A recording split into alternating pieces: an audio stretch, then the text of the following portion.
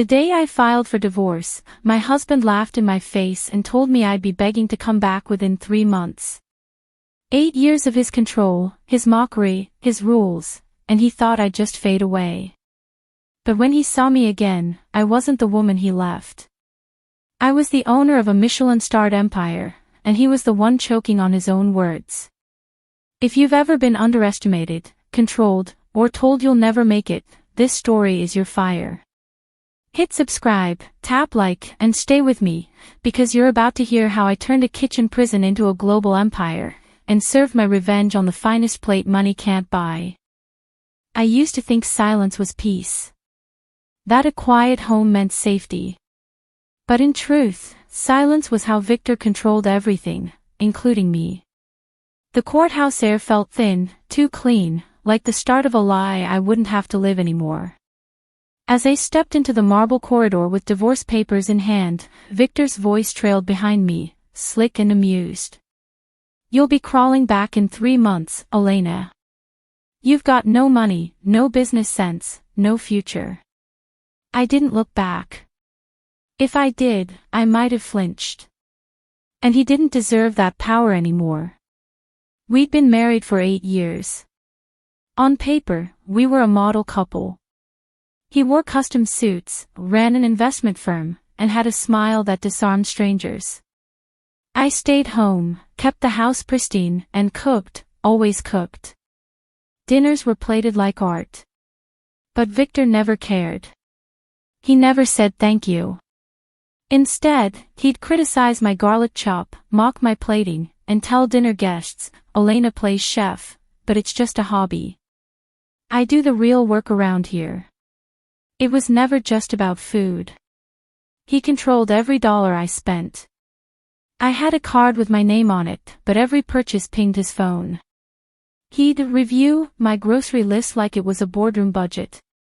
When I once asked for $200 for a weekend baking class, he sneered and said, "Do you think people will actually pay to eat what you make?"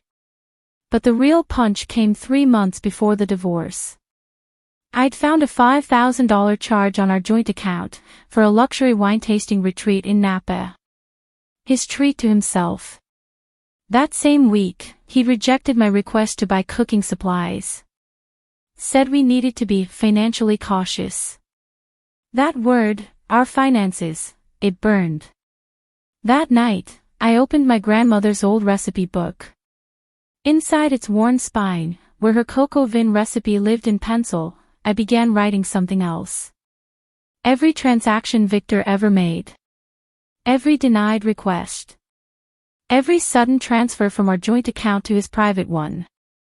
By the time I filed for divorce, that recipe book wasn't just sentimental, it was evidence. And I wasn't walking into court as a bitter housewife. I was walking in as a woman with a plan. Victor strutted into court like he was negotiating a business deal. He even wore his Rolex, the one he bought himself with our money. Smirk in place, he told the judge I lacked practical capabilities and would likely misuse alimony support. But I had come prepared.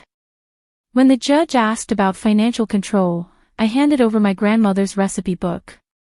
Page after page of annotated spending. Cross-referenced dates. Highlighted transfers. Printouts of his Cayman Island account. The silence that followed could have sliced glass. Victor's face twisted. "How did you?" I smiled. "You should have let me take that accounting course, remember?" By the end of the session, the judge wasn't just furious, she was disgusted. Victor was ordered to pay a substantial settlement.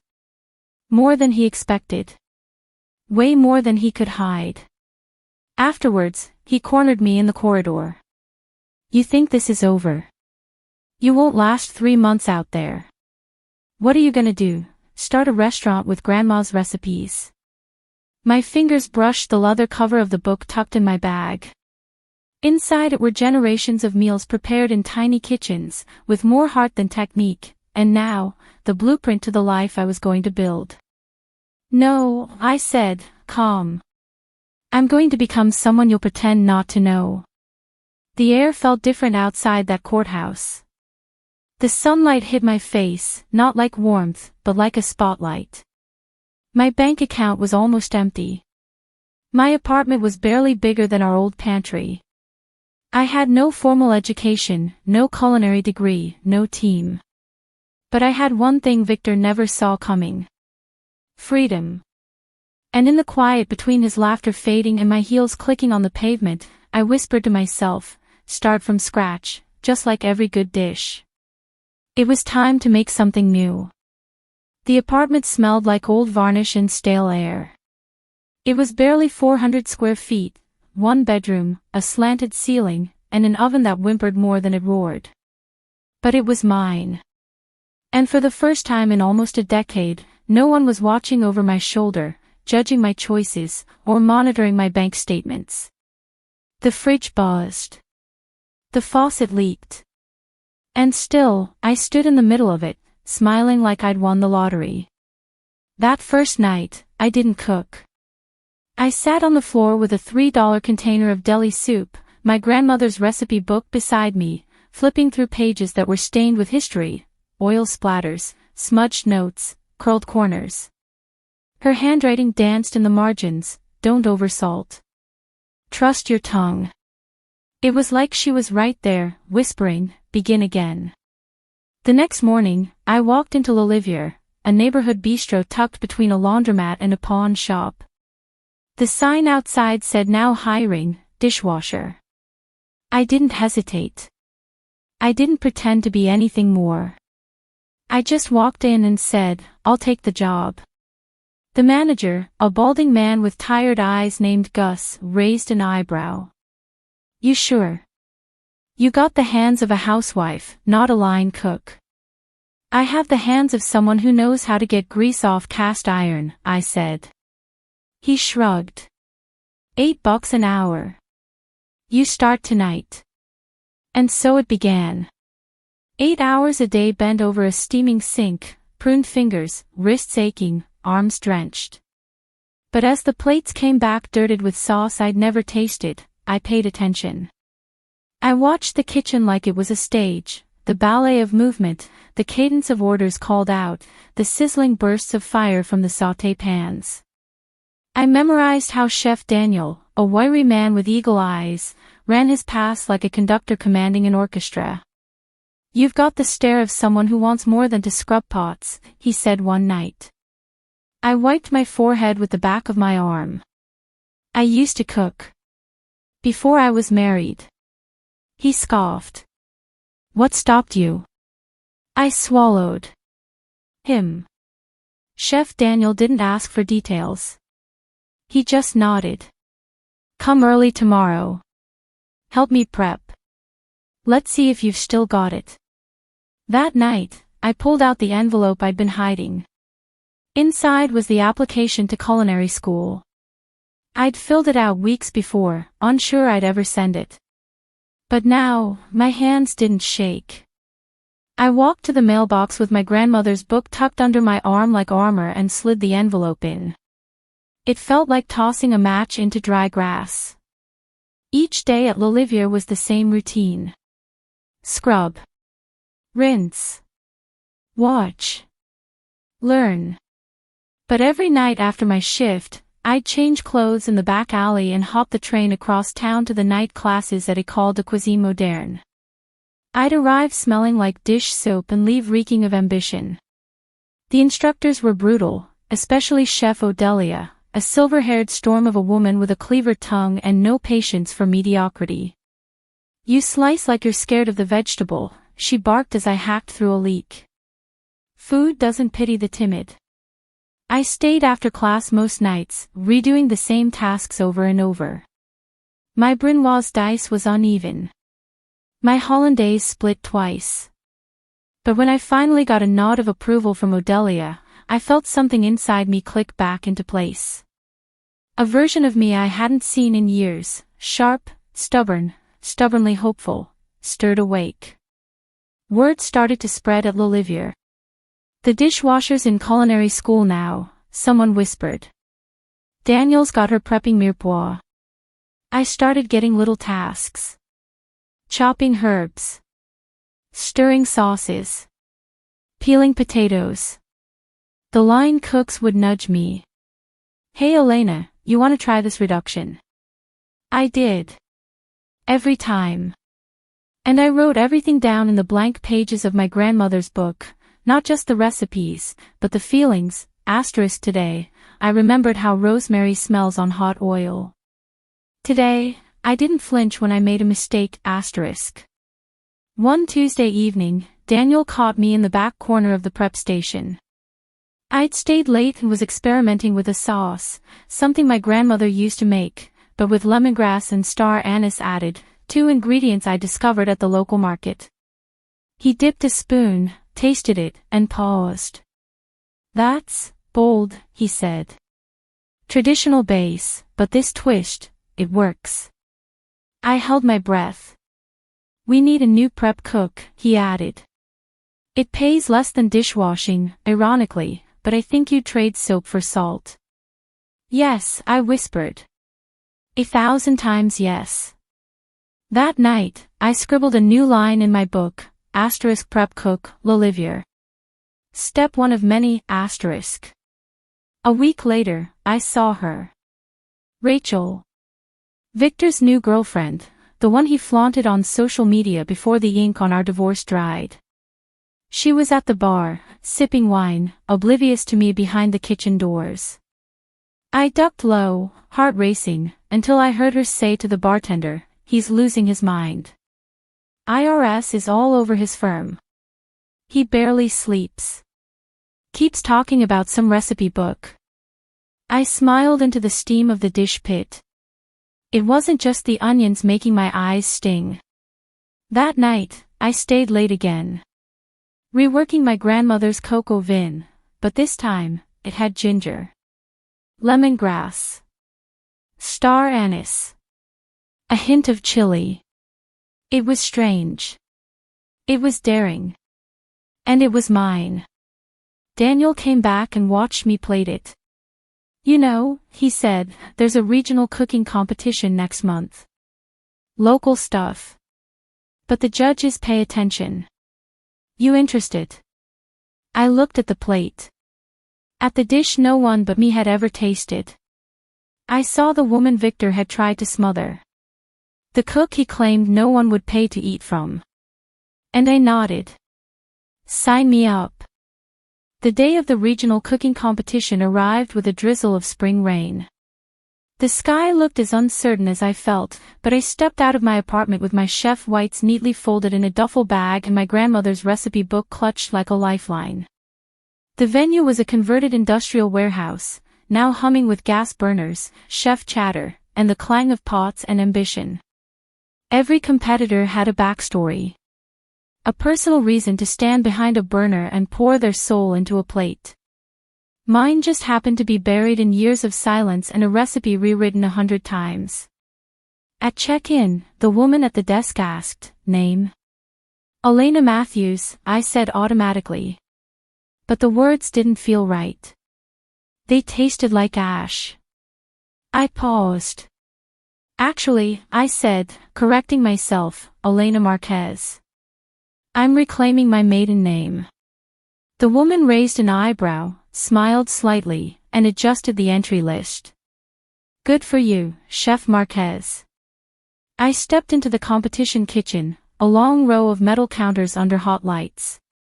My station was at the far end. I laid out my tools slowly, deliberately, like a ritual. Knife. Ladle. Worn book.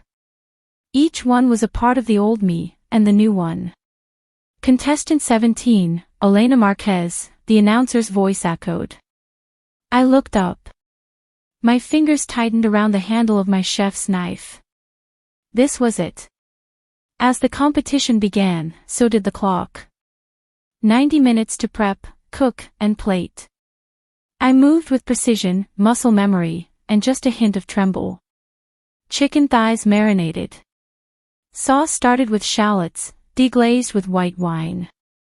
Lemongrass crushed, star anise toasted, broth simmered with patience. It was my grandmother's dish, but it was also mine now. Then I heard it. Laughter. Too familiar. Too sharp. Victor's voice. I glanced up, and there he was, standing near the back of the judging booth, wearing an expensive coat he probably couldn't afford anymore. And next to him, holding the local paper with my name on the cover, was Rachel. He wasn't laughing anymore. He was staring. I forced my focus back to the pan. The sauce was reducing, thickening just enough to coat the back of a spoon. I strained it, tasted it, adjusted. Plated the chicken with precision, nested it beside a bed of jasmine rice soaked in lemongrass. Garnish with a curl of fried shallots and a sprig of cilantro. Then I stepped back and breathed. Time, the announcer called. The judges made their rounds. I watched them lift forks, whisper, scribble notes. The head judge, Chef Antoine Delacroix, paused at my dish. His reputation was legendary. An old-school French purist with a scowl like granite. He tasted it. Paused. Tasted again. This is bold, he muttered. The murmurs started. Words like innovative, unexpected, and refined fusion floated down the line. Then came the announcement. In second place, for exceptional innovation and storytelling through flavor, Elena Marquez. Applause. Cameras flashing. My name being said, not as a joke, but as something respected. I stepped forward to receive my certificate. Chef Delacroix shook my hand. Where did you learn to cook like this? He asked. I smiled. From my grandmother. And from the people who underestimated me. He raised an eyebrow, but nodded. Keep cooking like this, and they won't for long. I turned to step down from the stage, and locked eyes with Victor. He looked stunned. The kind of stun that comes when someone realizes the cage they built didn't hold. I didn't smile. I didn't need to. That night, Chef Daniel handed me a beer as we closed down L'Olivier. Not bad for a prep cook, he said. I'm ready for more, I told him. He nodded. Then you're moving up. Line cook. Your own station. Welcome to the fire. I went home that night and pressed the certificate between the pages of my grandmother's book. Right beside the recipe that had started it all, now rewritten with my own twists and notes. That book used to hold evidence of control. Now, it held proof of transformation. I was still tired. Still broke. Still working 2 shifts and studying into the night. But I was also something else now. A name people were beginning to remember. And I was just getting started. By the time I settled into my new role as line cook, the kitchen no longer felt like a battlefield, it felt like home. The heat didn't scare me anymore. Neither did the rapid-fire shouts, the burns on my forearms, or the deafening clang of steel on steel. What did scare me was how quickly I was becoming someone new. Not just someone better, but someone I didn't recognize. Fierce. Focused. Free. I carved out my station with quiet precision. My mise en place was always perfect. I became known for speed and consistency. And yet, I never lost the spark that had carried me through the competition, my flavor, my instincts. That's what Chef Daniel said, anyway. You've got hands trained by hardship. That's something school can't teach. Then came the night that changed everything. A woman arrived during dinner service, requesting the chef's table, a rare ask. She was elegant, in a slate blue coat with a brooch shaped like a koi fish. She barely glanced at the menu. Instead, she watched us in the open kitchen. Watched me. Table 7, Daniel said under his breath, wiping his hands on his apron. That's Catherine Lynn. My heart skipped. I'd read about her in trade journals. Owner of 3 high-end fusion restaurants in the city. known for discovering unpolished talent and turning them into culinary stars. "She's not here for the food," Daniel muttered. "She's here for you." Pressure surged through my veins like heat from a flat-top grill. Service went on, orders flew in, and I stayed locked in rhythm, until dessert, when I plated my twist on clafoutis, mango slices poached in ginger syrup, nestled in a black sesame custard, with a dusting of burnt sugar crumble. It wasn't on the menu. But it was mine. After her final bite, Catherine stood and approached the kitchen pass. "Who made the dessert?" she asked. I stepped forward, wiping my hands. She studied me for a moment, not with doubt, but calculation. "Your competition dish was bold," she said. "This? It's personal. Refined. Hungry." I nodded. "Everything I cook has a reason." "I want to talk," she said. "Meet me tomorrow at noon. My office." And then she left, her heels clicking with authority, as if she'd just placed a bet on a horse no one else had noticed. The next day, I sat across from her in a glass-walled office overlooking the skyline. She poured tea, then got straight to the point. "You're not just a cook," she said. "You're a story. And the world is hungry for stories right now. Authentic ones. You have something no one can fake, struggle." I listened, stunned, as she outlined a business proposal, a small restaurant, modest startup capital, full creative control. A place where tradition and innovation could live side by side. "We'll call it a test kitchen," she said. "But if you succeed, it becomes a flagship." I couldn't speak for a moment. "Why me?" I finally asked. She smiled.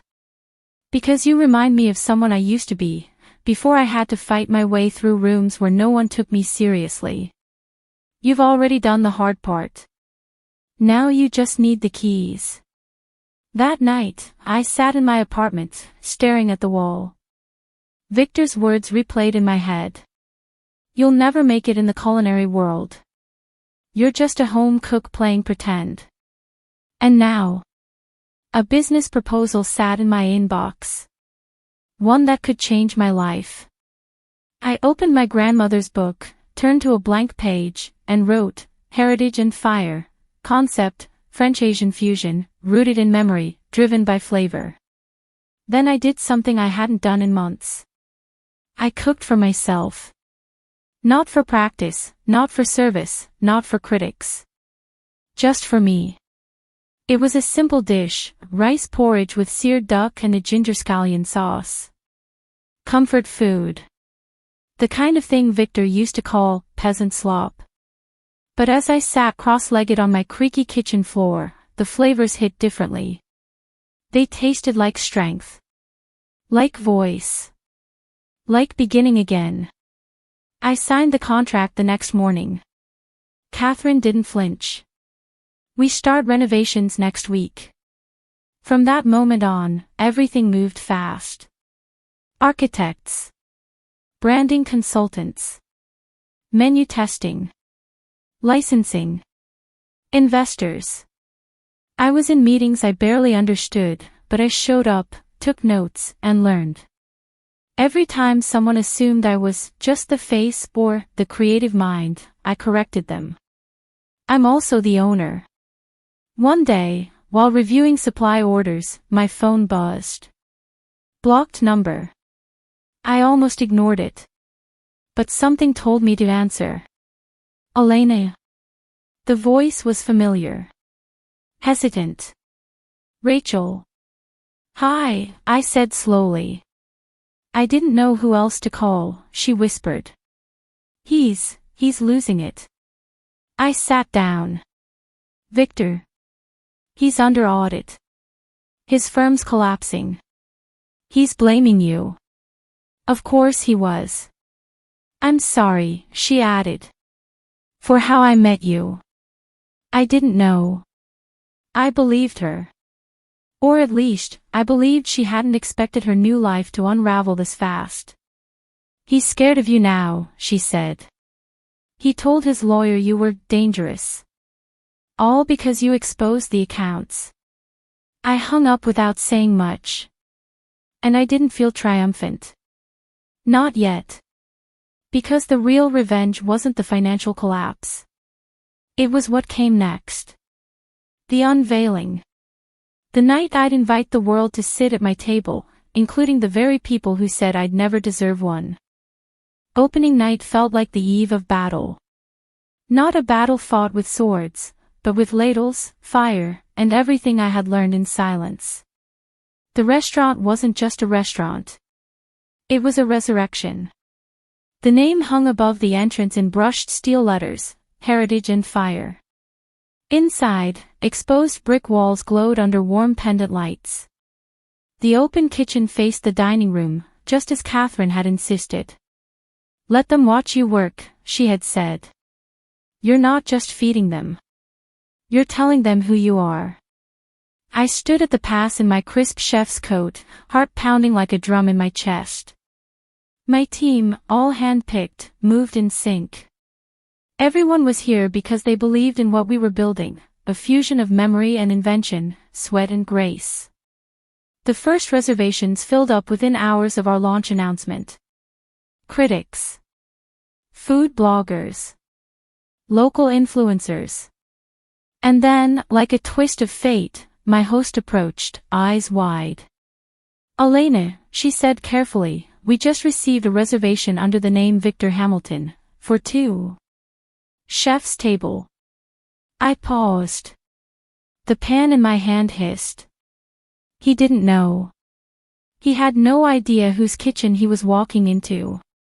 Accept it, I said. And make sure they sit right in front of the pass. The night unfolded with quiet intensity. Guests murmured in approval. Forks clinked against plates. Aromas of lemongrass and bone broth, truffle oil and star anise swirled in the air. And then, there he was. Victor, walking in like he still owned the world. Still in a tailored suit, though his face looked thinner. Older. Less sure. Beside him, Rachel wore a silver dress and an uneasy smile. She didn't recognize me at first. But he did. The moment our eyes met across the kitchen, his body stilled. Fork midair. Jaw slack. Elena, he breathed. I didn't acknowledge him. I turned back to the stove, lifted a pan, added a splash of sake to the reduction, and flamed it high. The fire reflected in his wide, disbelieving eyes. Each course that followed was deliberate. Every bite, a message. The amuse-bouche. A deconstructed garlic soup, the very first dish he ever mocked. The appetizer. A trio of spring rolls wrapped in rice paper infused with lavender and lemon zest, a nod to my grandmother's garden. The main. My signature, coco au feu, chicken braised in red wine, lemongrass, and star anise, finished with ginger juice and crisped shallots. Victor ate in silence. Rachel's eyes welled with tears. She finally understood. Every bite was a brick in the road I had built from the wreckage he left me in. As dessert was plated, a miso caramel tart with black sesame dust and a ghost of chili heat, I stepped out from the kitchen. The room quieted. I walked to their table and stood tall, my embroidered name glowing under the pendant light. Good evening, I said calmly. Did everything meet your expectations? Victor opened his mouth, but nothing came out. Rachel leaned forward, her voice soft. It was the best meal I've ever had. I smiled at her. Thank you. I created every dish from memories, some sweet, some bitter. All of them mine. Victor's fork clattered against his plate. I used to think food was about control, I continued, locking eyes with him. But now I know it's about freedom. About choosing the ingredients of your life, and removing the ones that poison it. Then I turned to Rachel. You chose to stay. That was your recipe. I just hope you rewrite it while you still can.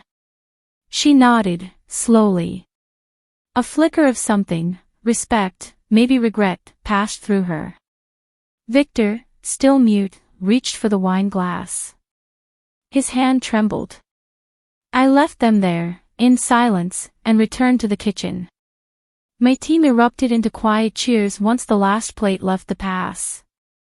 Later that night, when the restaurant had emptied and the lights dimmed to a glow, I sat at table 5 with Catherine, sipping cold jasmine tea. You knew, she said, smiling, that he'd come. I nodded. Arrogance always circles back to the flame. She raised her glass. To fire, then. To fire, I echoed, lifting mine. And to never letting someone else cook your story for you. I went home that night, placed my grandmother's recipe book in a custom glass case near the door, and stared at the page I'd once written full of financial records in pain. Then I flipped to a blank page. And wrote, * opening night, every table full. Every seat earned. Every doubt silenced, *. The next day, the reviews rolled in. * revolutionary fusion. Emotional depth. A story on a plate, *. But my favorite came from a little-known blogger who said simply. She didn't just cook. She rewrote the ending. And I wasn't done yet. It started with a whisper, a mention in a food blog, a retweet by a local critic, a repost of a video showing me plating the cocoa au feu under a soft golden light. But within 2 weeks of opening night, Heritage and Fire wasn't just a restaurant. It was a storm. Every reservation was filled 2 months in advance. A-list celebrities were spotted at the chef's table. Food journalists circled like hawks, hoping for an interview. Local news ran segments about the chef rewriting the rules of fusion. And then came the email. From the Culinary Channel Network. The subject line read, "Your story deserves a screen." They wanted to feature me on Rising Star Chefs, a show that celebrated up-and-coming culinary innovators. The irony was delicious. Victor used to watch the same network every night, mockingly rating the dishes and critiquing the plating like he owned a stake in the industry. Now, I would be on that screen. The producer called me the next day. Your background, your rise, the restaurant's vision, it's everything we look for, she said. And your food, well, we've already heard whispers. This is more than flavor. It's a statement. The camera crews arrived on a Tuesday. They transformed the restaurant into a soft-lit studio, capturing every glint of fire, every sizzle of oil, every precise cut of my knife. I walked them through my grandmother's recipe book, now encased in glass above my station like a holy relic. This book isn't just about food, I said on camera. It held my pain. My hope. And eventually, my freedom. We filmed for 3 days. During that time, I barely slept. I directed the kitchen, guided the crew, and answered questions that dug deeper than I expected. But it felt good. Like I was finally telling the story on my terms. When the episode aired, the response was overwhelming. Emails. Messages. DMs from strangers who'd never cooked a day in their life but felt something stir inside them. You reminded me I'm allowed to dream again, one woman wrote. My ex said I'd never make it. Then I watched you cook and cried, another said. It wasn't just about food anymore. It was about becoming. Then, one evening, as I was checking prep orders, my manager ran in holding an envelope with shaking hands. It's from the James Beard Foundation, she said. Inside was a nomination. Rising Star Chef.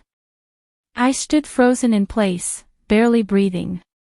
That award, the one Victor once said I'd never even understand, now had my name beside it. But the true moment of poetry came a few days later. I was prepping for a new seasonal menu, experimenting with a cardamom roasted duck, when my host quietly approached. "There's someone here," she said, lowering her voice, trying to make a reservation. Again. I raised an eyebrow. "Victor," she added. "This is the third time he's called this week. Says he'll pay triple for the chef's table." I didn't blink. "Tell him we're fully booked, indefinitely." She grinned. "With pleasure." Later that night, Catherine and I sat in the office running numbers. The restaurant had already outperformed projections for the quarter. Our investors were buzzing. Expansion was inevitable. "I want to open a second location," I told her. She looked at me over her glasses. "Where?" "Somewhere he can't ignore." 3 months later, we broke ground on the new Heritage and Fire, in the very district where Victor's failing investment firm once stood. It was poetic, in a way. He used to call my dreams delusions of a bored housewife. Now, my name was on a building across from his old office, in bold, bronze letters that caught the morning sun. Not long after, Rachel booked a table again. This time, alone. I remembered what she said to me that night at the chef's table. The way her voice cracked, her hands shaking around her fork. But this time, her eyes were steady. "You changed me," she said, over the final course. "Watching you become this made me realize I was still letting him define my worth." She slid a small envelope across the table. "I'm applying to culinary school," she said softly. "I want to find my voice, too." I watched her leave with lighter steps. It hit me later, the revenge wasn't just about showing Victor what I could become. It was about setting fire to the walls he'd built, not just for me, but for every woman like me. The network offered me a show soon after. A weekly segment called Modern Heritage Kitchen, where I'd teach home cooks how to reimagine their roots, one plate at a time. In the pilot episode, I cooked my grandmother's coq au vin with the lemongrass twist, the same dish Victor once called a waste of good chicken. Millions watched. And when I walked off set that night, I got a message from the studio receptionist. "There's a man who's called 5 times today," she said. "He's trying to book the flagship restaurant." I didn't even ask who. I just said, "Tell him we're at capacity." And we were. With hope. With fire. With something he'd never taste again, not because he wasn't allowed, but because he'd never understand what went into making it. I didn't think it would happen this fast.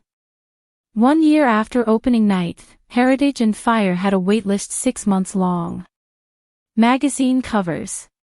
Interviews. Endorsements. A best-selling cookbook. It was all surreal, like I'd been handed a pen and told to rewrite my story from the beginning. Only this time, no one was standing over my shoulder telling me what chapters one wasn't allowed to write. And then came the call that changed everything. Dubai. London. Singapore, Catherine said, handing me the paper with trembling fingers. "They all want a franchise. They want you." I blinked at the list. The cities read like stamps on a passport I never thought I'd hold. "Are we ready?" I asked. She looked at me, incredulous. "You were born ready." The next 6 months passed in a blur. I traveled across oceans, walked through kitchens with unfamiliar spices, met chefs whose eyes lit up when they saw my grandmother's book. Every location would carry the soul of Heritage and Fire, but each would be rooted in its own place. In Dubai, we layered French technique with za'atar and sumac. In London, we paired blood orange marmalade with ginger glazed duck. Singapore fused pandan custards with lavender and sesame crisps. Every new restaurant carried the flame further. Every city became a canvas. Meanwhile, Victor tried to open his own place. Some uptight bistro named Chateau Noir, all velvet chairs and empty tables. It closed in 6 months. I didn't gloat. I didn't even mention it in interviews. But the poetic justice was undeniable. He had tried to own me. And now, I owned a brand. A vision. A legacy. One evening, during a tasting event in Singapore, a young chef approached me, barely 23, hands stained with soy glaze and ambition. "Your story saved my life," she whispered. "I was planning my escape when I watched your episode on Rising Star Chefs. I saw someone break out of the same cage I was trapped in." Her eyes welled with tears, and she gripped my hands. "I'm not just here to cook," she said. "I'm here to become." That night, I couldn't sleep. I stared at the hotel ceiling, heart thudding with something deeper than pride. I had climbed out of my own wreckage, and now, I was building ladders for others. When I returned home, I knew exactly what came next. I founded the Phoenix Institute, a culinary program built specifically for survivors of financial abuse and emotional control. Each student received business education, financial training, and hands-on culinary mentorship. We taught them how to build their own kitchens, not just with ovens and tools, but with ownership and voice. The very first class of Phoenix students walked into my flagship restaurant with trembling hands, just like I had, years ago. Among them was Rachel. She wore an apron embroidered with her own name, her eyes clear, her voice steady. "I don't want to survive anymore," she said. "I want to create." I placed my grandmother's recipe book, now digitized and printed into official curriculum materials, onto her station. Then let's begin. Months later, I received a letter I didn't expect. Not from Victor. From his mother. It was handwritten, elegant. "I watched how he treated you," it read. "I said nothing. And I regret it every day. But watching your rise, it's changed me. Your strength is undeniable. Your grandmother would be proud." I stared at the letter for a long time before tucking it inside the back cover of the original recipe book, now preserved in a display case beneath a soft, golden light. Then came the call from Food Network International. A documentary. They wanted to capture my entire journey, from the moment I walked out of that marble courthouse to the moment I stood on stages across the world. We filmed everything. My first apartment, with the chipped sink and two-burner stove. The dish pit at L'Olivier. The first tasting menu.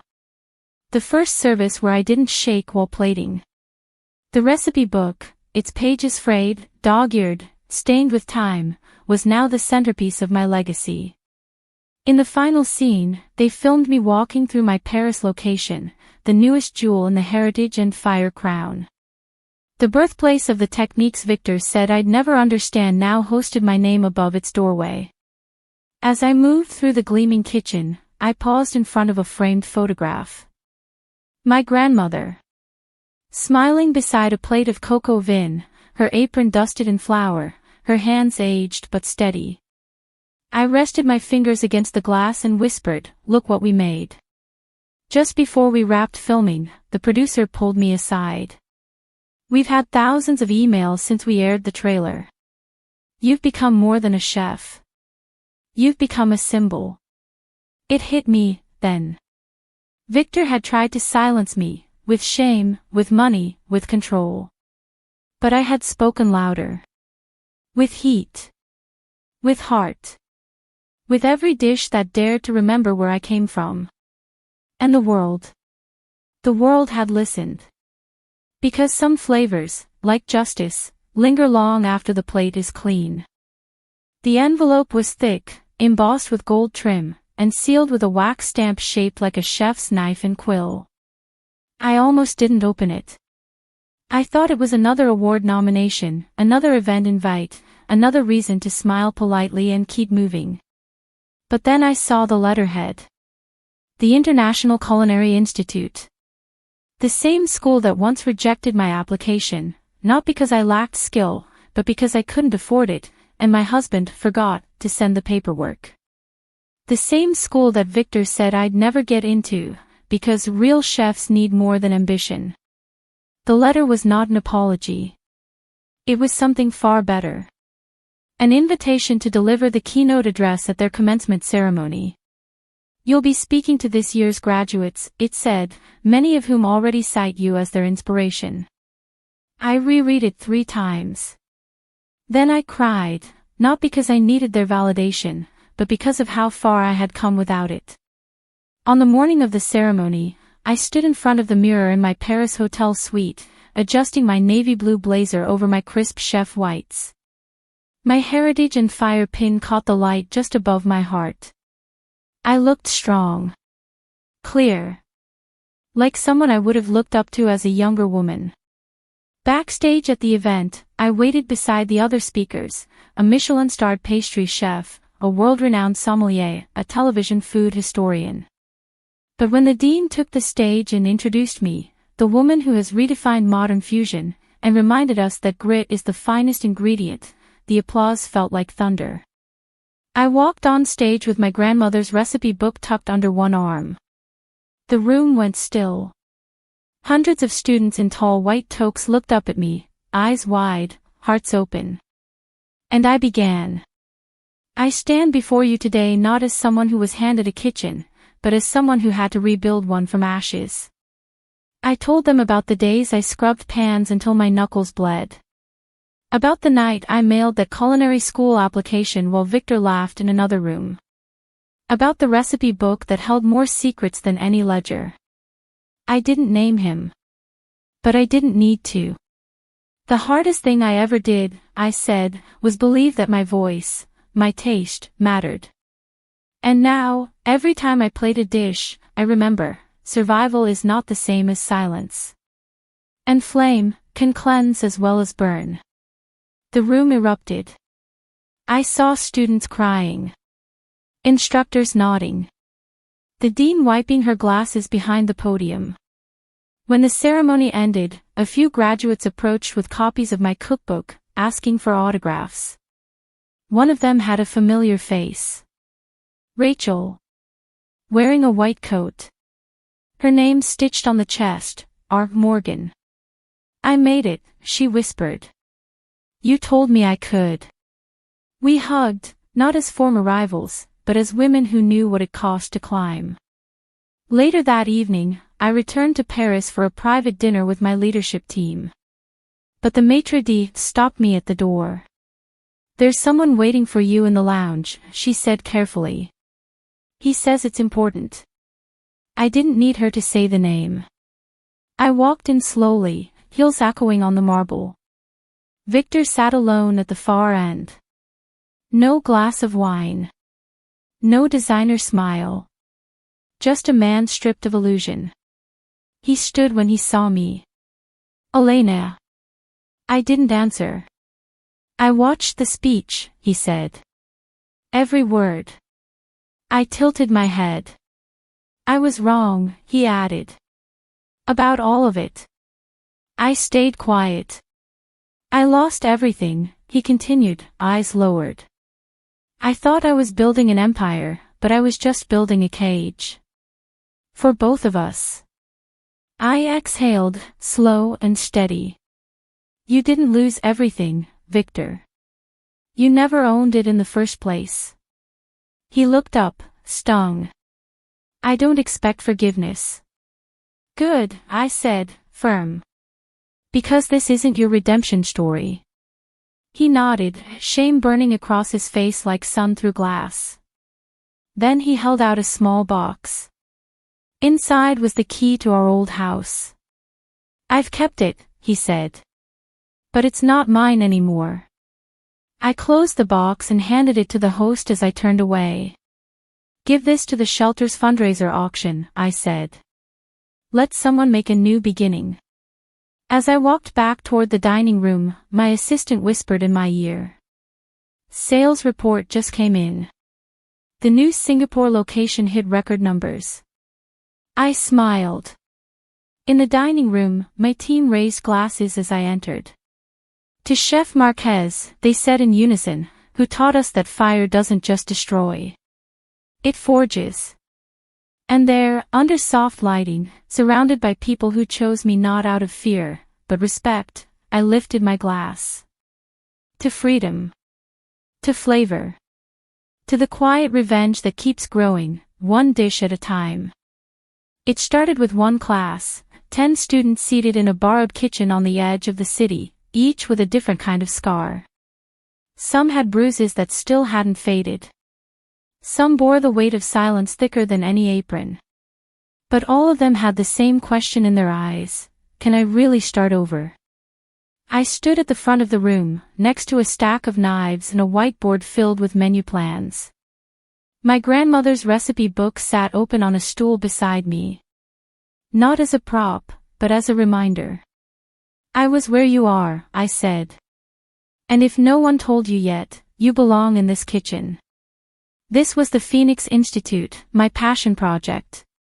A culinary school specifically built for survivors of financial abuse, emotional violence, or anything that left them feeling like guests in their own lives. We offered more than knife skills. We taught financial literacy, business ownership, mental resilience, because no one should have to choose between passion and protection.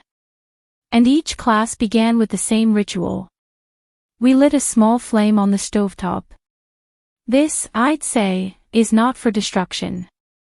It's for transformation. Rachel became our first program director. She stood confidently beside me now, coaching students on caramelizing onions, correcting posture, laughing, really laughing, for the first time in years. Our second location opened in Atlanta. Then another in Seoul. A campus in Nairobi was under construction. Women from all walks of life, some barely 18, others starting over in their 50s, walked through our doors carrying trauma in their suitcases and left with their heads held high, white coats cinched with pride. The curriculum included lessons pulled directly from my journey. One module was titled, Asterisk, How to Track Your Finances When Someone Else Tried to Hide Them. Asterisk. Another. Asterisk, Turning Criticism into Concept, Cooking from Pain. Asterisk. And through it all, I kept cooking. Heritage and Fire became a brand, but not one that felt corporate. Each new restaurant had its own heart, its own story. We trained local chefs, supported local farms, honored the region's spices. In Mexico City, we paired huitlacoke with truffle. In Marrakesh, we fused preserved lemon with duck confit. Paris offered coco vin with chili threads and black garlic, a subtle wink to where it all began. One night, after service in our Tokyo location, I received a message from the editorial team at Food and Wine magazine. They wanted to run a cover story. Not just about me, but about the entire movement. The email said, Asterisk, you're not just cooking anymore. You're leading a revolution. Asterisk. They photographed me in our flagship Paris kitchen, standing under a stained glass skylight, surrounded by students from the Phoenix Institute. Some had tears in their eyes. Others beamed. All of them wore coats with their names embroidered over their hearts.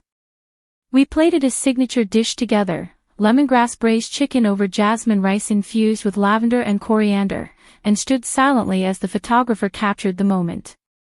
The article's title: From Flame to Future, How Elena Marquez is Rewriting What a Kitchen Can Be. Victor's name wasn't mentioned once. Because by then, he had become irrelevant. I heard, occasionally, that he'd taken a job as a consultant. That he avoided interviews. That he rarely dined in public. But I didn't need to know. I wasn't watching him anymore. One day, while walking through our Chicago campus, a student named Layla approached me. She was 17, fresh out of a shelter, with burn scars up one arm and eyes like fire. Chef, she said nervously, can I show you something? She handed me a journal. Inside were her own recipes, annotated in the margins just like mine. One page read, Asterisk, inspired by Chef Elena's story. If she found her flavor, maybe I can too. Asterisk. My hands trembled slightly as I turned the pages. This wasn't just about me anymore. This was about them. The women who lit their own flames. The ones who plated their own pain with pride. That night, I sat in the quiet of the empty teaching kitchen. Lights dim. Floor clean. The soft hum of the refrigeration units in the background. I placed my grandmother's recipe book beside Layla's journal. 2 volumes. 2 generations. Bound not just by ink and flour, but by survival, voice, and evolution. As I closed the cover, I whispered to the quiet, "We're just getting started." And somewhere in the world, in a small apartment, in a borrowed kitchen, in a woman's trembling hands, I knew another recipe was being rewritten. One that no one could take from her ever again. 3 years after the first fire was lit, I stood inside the lobby of a building that once belonged to Victor's family. Now, it belonged to Heritage Global. The flagship of a culinary empire built not from inheritance, but from grit, opened in what used to be his father's real estate headquarters. I hadn't bought it for revenge. I bought it because it was the perfect location. But when I saw the same marble floors Victor used to pace in his loafers, I allowed myself a quiet smile. In the center of the dining room, beneath a custom chandelier shaped like a blooming star anise, stood a glass case. Inside it was my grandmother's recipe book, aged, weathered, sacred. Beside it, a plaque. Asterisk, this book held more than recipes. It held resistance. This restaurant exists because of the courage to season life with truth. Asterisk. The world had changed. We had opened locations in 26 countries. I had hosted 4 seasons of Modern Heritage Kitchen. The Phoenix Institute had graduated over 2,000 students, with alumni now opening their own cafes, catering businesses, and even restaurants named in honor of the fire that changed them. My cookbook had been translated into 9 languages. A film was in development. My story had become the story of what happened when a woman stopped waiting for permission and built a table of her own. On the day of our flagship's grand reopening, I walked into the kitchen early, just before sunrise. The city hadn't woken up yet. The streets were empty. The sky was pink with potential. I moved through the stations with quiet reverence. Touched the copper pans. Ran my hand over the marble paths. Listened to the silence like it was music. I paused at the pastry station, where one of our newest chefs had left a test plate, chocolate mousse with fermented raspberry and toasted coconut tuile. I tasted it. Bold. Clever. A little unbalanced, but full of promise. Just like I had been. I left a note, asterisk, refine the acidity, and keep going. Your story is in there. Asterisk. Later that afternoon, I was scheduled for a live interview, one that would air globally, simulcast in New York, London, Seoul, and Dubai. The host, a composed woman in crimson silk, greeted me with a warm smile. "You've become something more than a chef," she said, as cameras adjusted and the lights flicked on. "You've become a movement." "I didn't set out to," I said. "I just refused to stay small." She nodded. "Looking back, what would you say was the moment that changed everything?" I thought about it. About the dish pit. The application form. The look on Victor's face when he realized I wasn't crawling back. But more than that. I thought about the silence. The years I spent tasting my own doubt. Stirring dinners I was never thanked for. The bitterness I turned into broth. The moment I stopped asking for permission, I said. That's when everything changed. She smiled. "And what do you say to women watching this now, who are still in the middle of their fire?" I looked straight into the lens. I say, the fire isn't your end. It's your beginning. What burns you today might be what forges you tomorrow. So don't fear the flame. Become it. The broadcast aired that evening. The internet exploded. My words were shared. Quoted. tattooed. And then, something I never expected. A letter. Written in familiar, careful cursive. Victor's mother again. She'd attended the opening of our Rome location, quietly, anonymously. She'd sat alone at a corner table and ordered the tasting menu. In the letter, she wrote. I wept. Not because the food was extraordinary, though it was. But because I finally understood. You didn't win by defeating him. You won by choosing not to let him define you. I hope, in my silence, you find my apology. I failed you. But you didn't fail yourself. I folded the letter and placed it behind the last page of my grandmother's book. Not to bury it, but to remember. A week later, during a lecture at our Culinary Institute in Cape Town, a student asked me, "What does success taste like?" I paused. Then I said, "It tastes like quiet confidence. Like clarity. Like knowing every bite, every bruise, every bitter word once hurled at you, became an ingredient." That night, in a quiet kitchen with the windows open to the wind, I cooked for myself again. A simple broth. Chicken, ginger, lemongrass, and a pinch of star anise. No plating. No applause. Just me. And in the quiet between each spoonful, I heard my grandmother's voice again. "Trust your tongue, Mija. It always knows what's real." I closed my eyes and smiled. Because in the end, the best revenge had never been about proving him wrong.